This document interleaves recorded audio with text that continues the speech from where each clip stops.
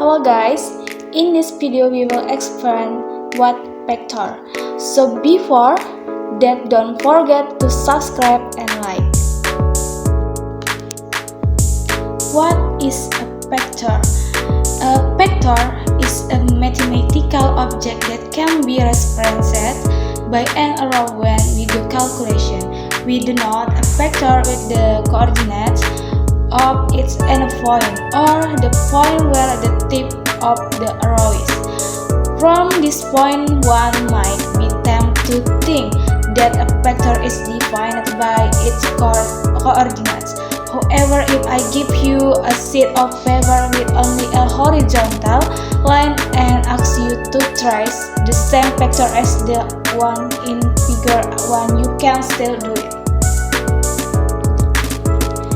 You need only two pieces of information. What is the length of the vector? What is the angle between the vector and the horizontal line? This leads us to the following definition of a vector. A vector is an object that has both a magnitude and a direction. Let us take a closer look at each of these components. The coordinates of where defines the cosinus. As a result, is the angle between u and axis change, which means the direction of change. We will also change. That is why we call this vector the direction of vector. We can compute the value of Number 1. Dimension of a vector.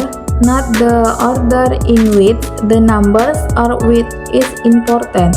As a result, we say that a dimensional vector is a tuple of real value. Number 2. The dot product.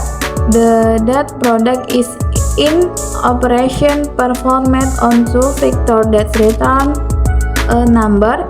A number is sometimes called a scalar. That is why the dot product. People often have trouble with the dot product because it seems to come out of nowhere. What is important is that it is an operation performed on two vectors, and that is result gives some insight into how the two vectors relate to each other. There are two ways to think about the dot product: geometrically and algebraically. Planaris parable data. Imagine you are a wine producer. You sell wine coming from two different production beds.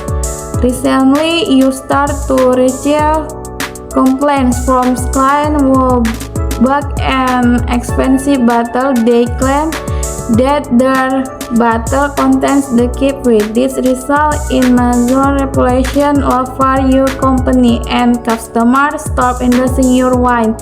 Using alcohol by volume to classing wine, you dash to find a way to the two wines. You know that one of them contains more alcohol than the other, so you open a few bottles, measure the alcohol concentration, and flow it. 3. Understanding the hyperlength equation. We derive the equation of a hyperlength from the equation of a line. Doing the opposite is interesting as it shows us more clearly the relationship between the two. We see that the base of the line equation is only equal to the base of the hyperlength equation when 1. So you should not be surprised if I note the interaction with the vertical axis. When you see a plot for a hyperlength, this will be the case in our next example. Moreover, if U and I have the same sign, the slope will be negative.